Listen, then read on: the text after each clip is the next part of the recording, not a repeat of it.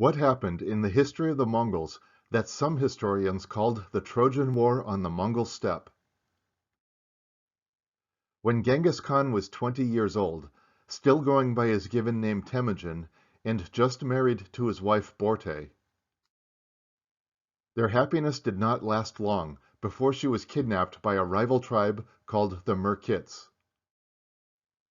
Temujin found himself alone in the mountains of Mongolia and swore to rescue Borte from the Merkits. In his 1987 book Searches for an Imaginary Kingdom, Russian historian Lev Gumilev called the event that followed the Trojan War in the Mongol steppe.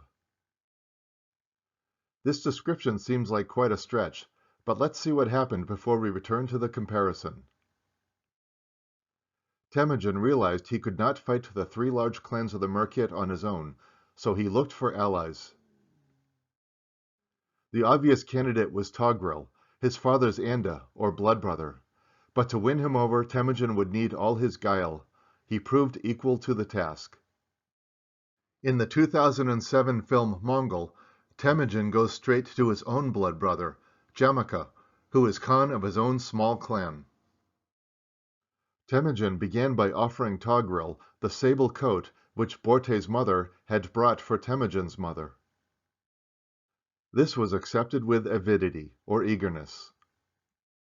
Then Temujin swallowed his own pride and claimed that he wanted to be Togrul's adopted son.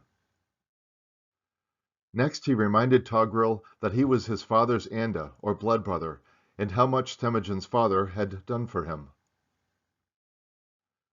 Having listened to all these arguments, and knowing the Merkits were a threat to his own clan, Togrul, or Jamaka in the film, promised to throw all his resources behind Temujin's campaign against the Merkits. Togrul would send his 2 cavalry divisions. Temujin had a small army of his own, and for additional help called on his childhood friend and sworn brother Jamaka. Eager to help his blood brother, Jamaka undertook to provide another 2 divisions, and sent back messengers with detailed instructions about where and when the forces were to meet.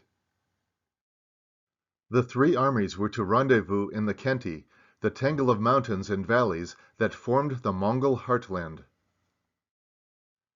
A week or so later, the combined armies, 12,000 men or more, working their way north, over the mountains toward Lake Baikal, approached the tributary of the Selenga River, beyond which the Merkits are camped. The coalition crossed the Chukoi River, and for months, probably in 1180 to 81, were engaged in hard fighting. The outcome was a total victory for Togrul and Temujin, and Jamaka. The Merkits flee, scattering in panic down to the Selenga and along its banks. Among those in pursuit of the refugees rides Temujin, calling for Borte. She hears the call, comes running, and as he dismounts, throws herself into his arms. "That's enough for Temujin. I have found what I was looking for," he says, and calls off the chase. The Merkits probably would have been exterminated had not Temujin suddenly pulled out from the offensive, claiming his own losses were too heavy. The reality was that Temujin, already in his mind revolving plans for the total domination of Mongolia, did not want the Kariat, Togrul's clan, to become too powerful. It was a famous victory. The Merkits were scattered, many of the women taken as concubines and servants. Borte was saved, though pregnant with her captor's baby. And Temujin was established as a Mongol leader almost equal to Jamaka. This Trojan War in the Mongol steppe gave Temujin enormous prestige, and he quickly made use of it. So is this comparison valid? Let's step through some details. On a surface level, the Mongols' war started when the Merkits abducted Borte. In contrast, Helen of Sparta willingly left her husband, King Menelaus, to be with Paris, the Prince of Troy. Temujin went to his blood brother for help, while King Menelaus went to his brother King Agamemnon for help. Temujin was welcomed with open arms, as was Menelaus. The Mongol leader was at first reluctant to help, and offered to replace Borte instead. The girl's mother does not look too happy, but at least her daughter was enthusiastic. Both husbands wanted their wives back, though for different reasons. But in the end, the brothers agreed to help. Even if Agamemnon's motivation was the opportunity for conquest. The armies invaded and attacked,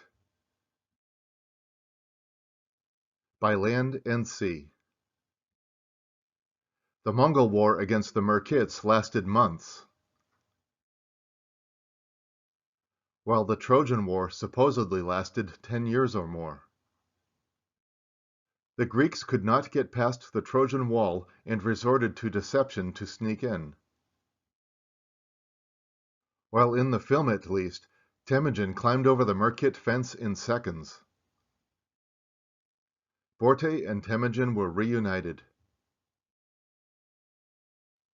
While according to the 1911 book, The Classic Myths in English Literature and in Art, Menelaus and Helen reunited and ruled Sparta together for many more years.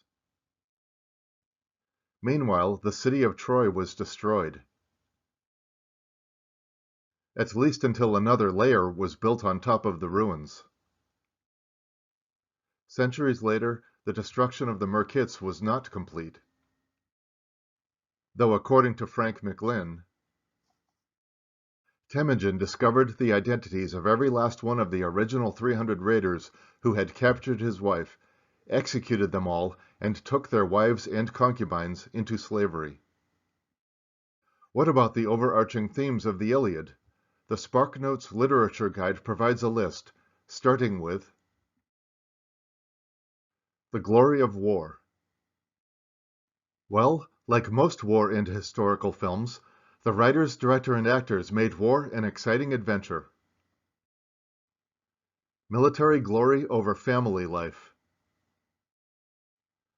This was mostly a choice and ongoing problem for Achilles, while Temujin seemed to fight for his family, not in spite of them. The impermanence of human life and its creations. Again, a pretty common theme in most stories of war and adventure.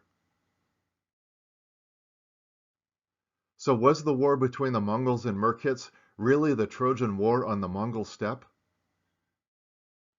I'll give the comparison a strong 4 out of 7. But what do I know? I'm the guy who compared John Wick to Achilles. What do you think? Let us know in the comments. Thank you for watching.